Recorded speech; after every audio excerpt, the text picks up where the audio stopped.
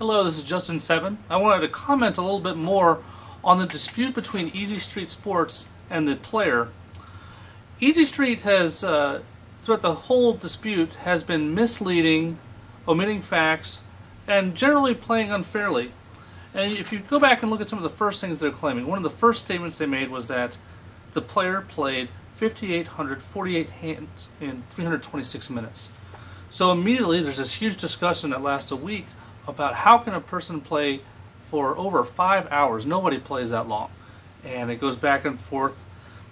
And eventually it comes out that that didn't happen. That actually it was over a period of 8 hours and 54 minutes, and there were over 3 hours of breaks during that period. Now, we didn't find this out because EasyStreet disclosed it. We found it out much later when the partial game logs were posted. For EasyStreet to conclude, to figure out that it was 326 minutes, they had to go in there and take out the breaks. So it's very misleading what they said, and then watching the debate go and not correcting it. If a party makes a statement of fact, and they know that it's either being misinterpreted by everyone, or that the fact is just outright false, they have a duty to fix that. And in this very first case, EasyStreet misstated the facts and let people proceed from there. The second claim made by EasyStreet was that the player played with perfect strategy. The player denied it, and EasyStreet said they'll prove it. We'll give you the game logs. Now, they never did. They promised they would, but they never did.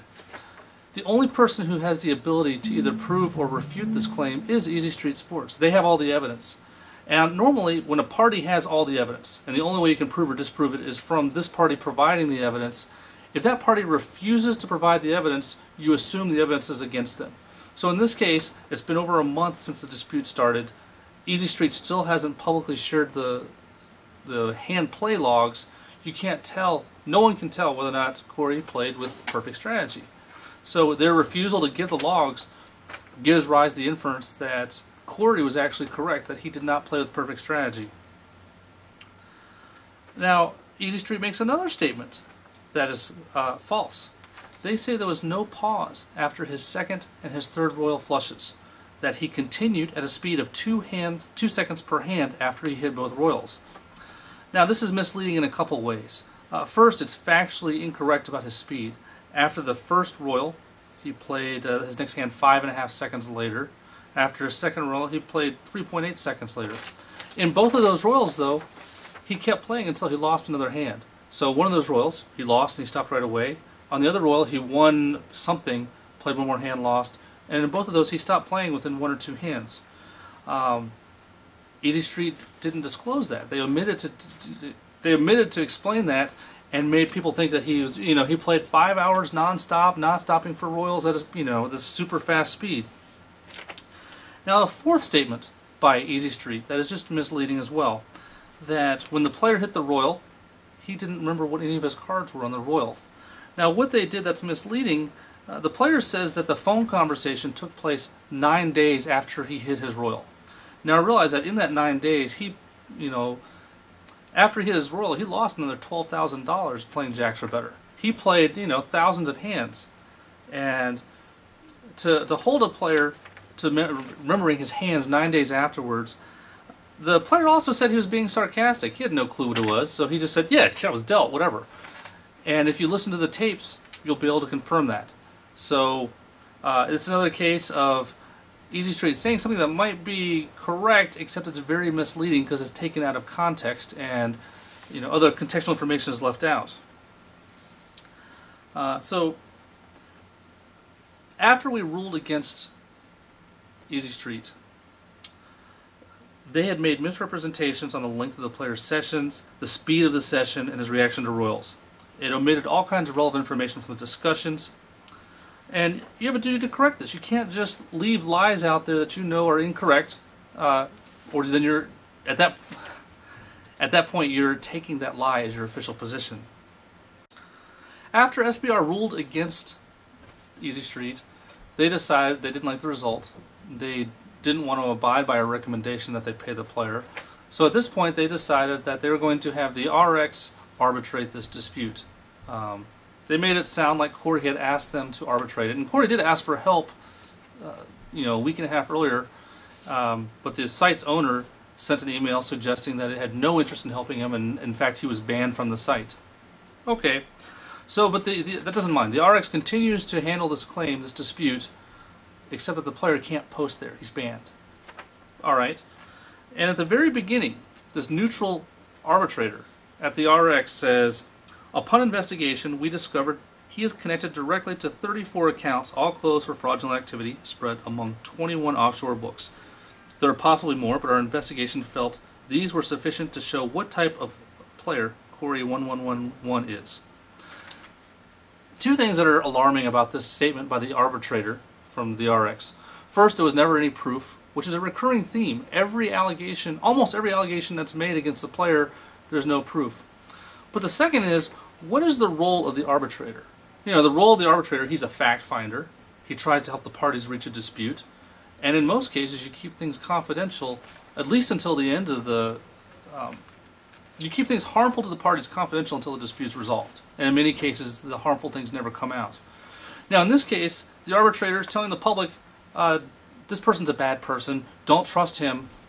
But why are you telling them that? I mean, the goal is not to convince the public of, you know, the integrity of the different people. Your goal is to get to the truth. And this initial statement shows that their goal isn't to get to the truth as an arbitrator should be. Their goal is to sway the public. Now, shortly thereafter, the RX demands that the player fly to Costa Rica, take a polygraph from an unbiased tester, and if he passes, they want him to take a 5-hour test to duplicate his speed and accuracy. Now, the first problem is with the polygraph. First of all, there's no such thing as an unbiased polygraph. A polygraph test, you can set what's called a sensitivity. Now, the more sensitive it is, the more likely two things are to occur. You're more likely to catch people who are lying, and you're more likely to get false positives. So there are two extremes. One extreme is, I'm going to make sure I don't get any false positives.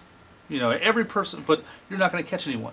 So if you just say, every single person who takes this test is being truthful and honest, you have no false positives, but you don't catch anyone. The other extreme is, you have a test that's so sensitive. It says that every single person is being deceptive. If you have a test that is that sensitive, every single honest person will be identified as a false positive, but no one will get away with lying either. Now, the question is, how far between those two extremes do you go? And that's where the bias comes in. Whoever the tester is can decide how sensitive to make that test. Now, when a person is innocent, you know, they have no incentive to take this test, because the only thing it can do is basically screw them. If they've done nothing wrong and they fail this test, which you can almost guarantee a person fails a test if you make it sensitive enough, then the other party can say, oh look, he's a liar, he failed the test, don't pay him. So, you know, it doesn't make sense why anyone would take this kind of a test when they have, you know, unless there's proof they've done something wrong, but there's still been no proof that the player did anything that was bot related. Now, the other thing about the 5-hour test, you know, the initial demand, take a 5-hour test for your speed and accuracy, well, there were never any logs showing how accurate he was. So it's hard to say what you're going to compare that to. And the second is, it later came out that his longest session was less than 2.5 hours. So right off the beginning, this arbitrator, the RX, is demanding that the player comply with things that have never been proven before. So it's extremely unfair. March 25th, the RX suggests it's going to get the hand history and share it. But this is difficult because the data at EasyStreet is not easy to manipulate. You can look at it, look at the play of each hand one at a time on a screen, but they don't have an easy way to print it. Now, this statement is telling because it suggests that up to March 25th, EasyStreet hasn't reviewed all the hands. Did they go through each hand individually on the screen, all 8,700 hands that they talked about in those royal sessions? It's unlikely. What's more likely is you have DGS go to their site, and DGS can print up the hand play logs for every single game. But that hadn't been done. And what this suggests is that when EasyStreet earlier said the player played with perfect strategy, that they were speculating, but they stated that as a fact. And this was one of their key points to argue that the player was a bot, that he was playing with, you know, perfect strategy, even though it was, again, unproven. March 26th, though, with the total lack of proof on anything, the RX tries a different approach, beginning a numbers game, using bad math and improper assumptions, they're trying to infer that the player cheated. So first, they ignore all the players losing sessions at EasyStreet Sports. The player had over 21,000 hands, but they chop all the sessions where he didn't hit a royal. So they knock it down from over 21,000 hands to 9,000 hands. To further confuse it, they also start talking about another sportsbook he won. He beat, I think it was NorthBet. He hit 2 royals, and they want to include that. So they talk about, well, he hit 5 royals in this small number of hands while excluding all, these losing sessions. And so the first problem is your sampling is wrong. You cannot selectively sample. That would be about as reasonable as saying, well, look, he had 5 hands, he had 5 royals. That's, the odds of that are 1 in roughly 1 over 40,000 raised to the power of 5. So, because you have an odds of hitting a royal after draw is about 1 in 40,000. So, but you can't just exclude all the losing hands because that skews the statistics. And the second thing they do to kind of fuzzy things up is they talk about the odds of drawing a royal right off the go without even looking at your cards, which really has no bearing on the dispute except that it gets you a much bigger number, 1 in over 600,000, which tends to confuse people. But eventually, April 2nd, TheRx admits that there were 21,815 hands played, and there were 3 royals during that play. And if you do the math, do a Poisson distribution, which works pretty well with this, 1 in 40,000 occurrence over 21,815 hands, it's roughly a 1 in 7 occurrence, which they're calling statistically impossible. Their whole case, the first case against the player, was that he played super fast. But every single experienced video poker player out there said this is doable, especially because EasyStreet software uses something called auto hold. So if you have a winning hand or a hand that's going to pay, it holds those cards automatically, and it also has a fast deal option. So all these things make it very reasonable to play quickly. So they finally they can't win. They can't win on the speed issue. They do the numbers issue. Not really saying he cheated, but there's the inference that they use these big numbers to say he must have cheated because it's just too unlikely.